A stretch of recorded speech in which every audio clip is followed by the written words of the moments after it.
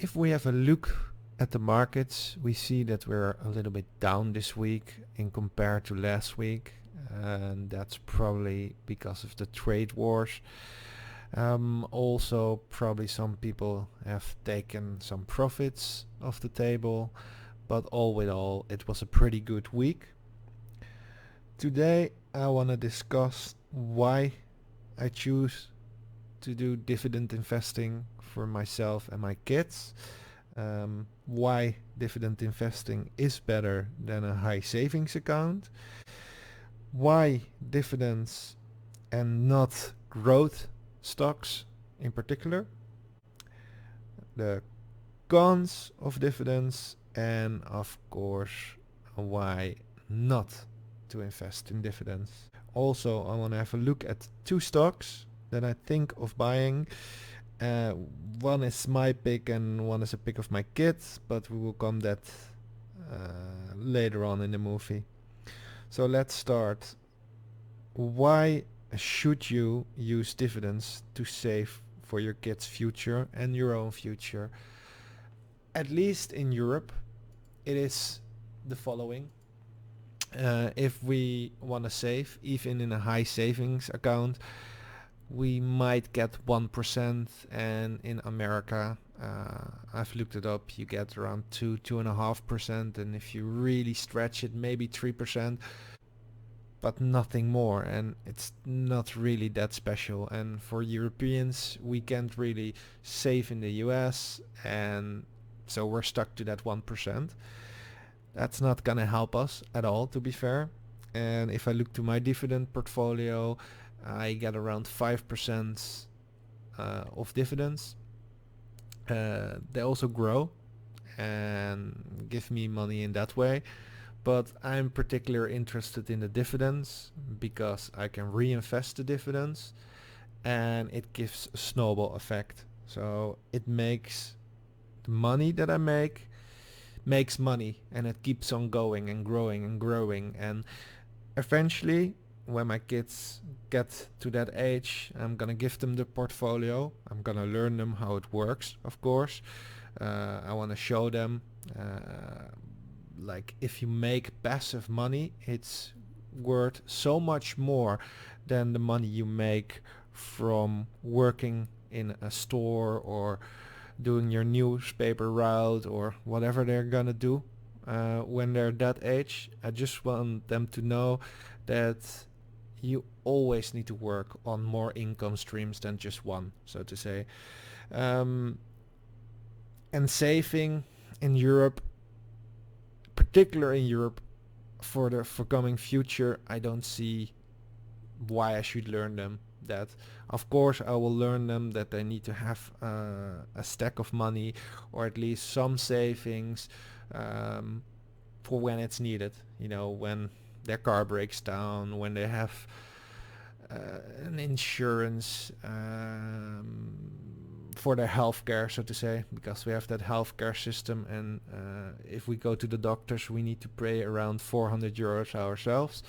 So you need to save for that, but that's about it. And of course, you need to have a buffer for when work or an income stream stops. But everything else you should invest, and the best thing in my eyes is dividend investing. Why? It is pros. Most blue stocks do it. So if you take the European stocks, you have Royal Dutch Shell, Unilever, all that kind of stuff. If you look to America, you have like the AT&Ts, the Walt Disney. It's all companies that I don't see them falling over. Of course, it can happen that some companies fall over. It's also how much dividends do they pay. I mean, around 2 to 6%, I think is a fair value. It depends on which company we're talking about, of course, and which side of the economy they are. I mean, a Walt Disney will pay less than a Royal Dutch Shell, and it should be like that. But all with all, if you don't go higher than that, it's pretty safe. And you don't want to have all your eggs in one basket. So even as a dividend investor, you want to split up, you want to have some finance, some streaming. I won't go into cars, but like my best friend is fully into cars. He has like Ford, he has like Volkswagen, all that kind of stuff. I find that too secular, but finance is a good one as well, telecom, and you have more of them. And what you see lately definitely is that even the good dividend stocks are growing massively. If you look at the Walt Disney, the dividend isn't that high as Royal Dutch Shell, but they're growing so fast. So you get a good dividend, and you get like more for every stock that you sell. I'm not gonna sell, but it's still nice. You can do it. And if you look at Royal Dutch Shell, even they have a buyback program at the moment. They don't grow as hard, but I mean, come on, 6.8% dividend for me when I bought it. I think it's around 6 now if you buy it. It's all with all really great. There are also some cons, of course. I mean, some of those growth stocks are insane. I mean, they shoot up, but they also sometimes shoot down, and I think that's the problem there. You don't know which one you're gonna pick. I mean, of course, if you make it, you have like a blast. It goes really, really high, and you make so much money. But most of them don't go that well. I mean, we have seen IPOs lately of Uber and all that kind of stuff. It's growth stocks, but they're not doing that great. And even if you look to the ones that do great, like Beyond Meat, it goes up and down, up and down. And like a Walt Disney, it goes up, and of course it comes down a little bit, but it is more in line, and it just fits me more, especially for my goals, so to say. So please have a look for yourself if you want to start investing. I mean, it depends on your age as well. If you're older, you want to be more safe. And for me, I want to save for my kids. So I want to do it a bit safe. But when I was younger, I did investing as well. And then, I did have some growth stocks, because it's nice when you're younger. You can handle the lose more. And it's not that I'm old. I mean, 32, it's not old. But I have kids now, so I have responsibilities, and it also depends where you are in your life, with how much responsibilities you have, and you may need to make your portfolio fit the responsibilities and everything you have around you. That's the most important thing. So never forget to look to your own situation. I mean, I follow so many people online. Andrew Jiggs, Joseph Carrollton, all that kind of stuff. I like the movies. I love them, to be fair. I've learned a lot of them. But they're in a different kind of segment, so to say. If you look at Andrew Jiggs, he has no responsibility for kids or anything. If you looked at Joseph Carrollton, he has 2 kids. And, you do see the difference between the two of them. And that's something you need to do for yourself. It's so important. Investing is really important to do. I mean, if you don't do it, you're basically losing money. And if you're from Europe, you're for sure losing money, because you're paying taxes. You're not getting any returns on your money at the moment. And it's basically throwing it out of the window. So it is something you need to do. You need to look into investing. But I think for most of the smaller incomes, dividend investing is the way to go. If you make a bit more, you can split it up. So a little bit of dividend and a little bit of growth investing. But it's still what fits you at that moment in your life that you need to have a look at. Well, for me, it's clear. It's dividend investing. And that's basically where this channel is about. I bought 2 stocks this week. I bought some Unilever, 2 of them, and I bought some extra Royal Dutch Shell, 3 of them. And I was having a look to buy another one. My idea was Verizon. Lately They have been doing pretty well, to be fair.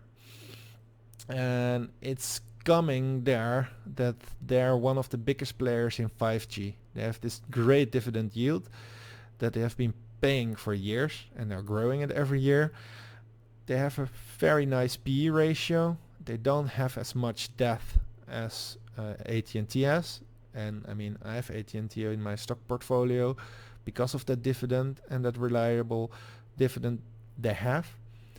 It is a stock that goes up and down, up and down, up and down, but it keeps in the same range, to be fair. And I see them having a great potential of growth in the coming 5G. And also, if we look to their business, they are growing it pretty nice in all segments. And I think they have a bright future ahead. So I'm definitely going to have a look to get them into my portfolio.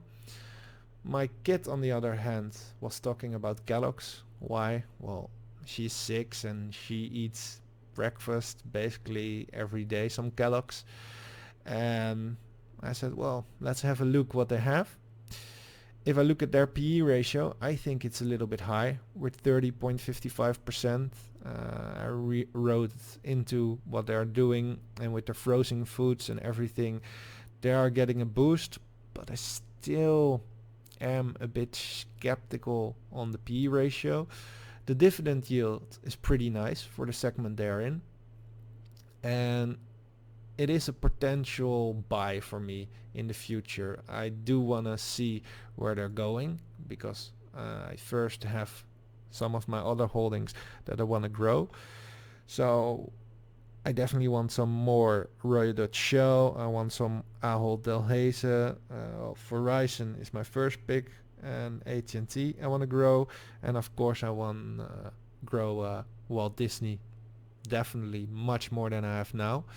I got good news from the government this week. I'm getting more money back than I thought. Sadly, it's gonna be in the beginning of next year. But yeah, it's coming. So I'm definitely gonna funnel a lot into my portfolio, and it's gonna grow. The one of my kids is gonna grow as well. I'm both gonna give them, I think, 50% split, so 25% each, and I'm gonna take 50% for myself. And yeah, that's basically it for this week. So please like and subscribe to help out the channel. If you have any ideas or any tips for me, please leave them below in the comments and I will contact you. Thank you for watching and have a great weekend. I will see you probably at Monday. Thank you very much.